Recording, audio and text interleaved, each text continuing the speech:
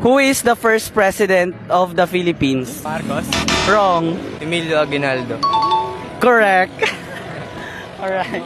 What is the capital of Egypt? Afghanistan. Afghanistan. Wrong. Cairo po. Cairo. Correct. Which element is represented by the chemical symbol Na? Vegetal. Oxygen. Wrong. Sodium. Ha? Sodium. Correct.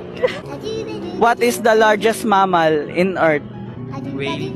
Correct. Okay. What is the smallest country in the world? Africa. Africa. Wrong. Vatican City. Vatican City. Correct. Okay. Yes. What is the tallest mountain in the world? Mount Everest. Ha? Mount Everest. Correct. Who invented the telephone? Alexander Graham Bell. Correct.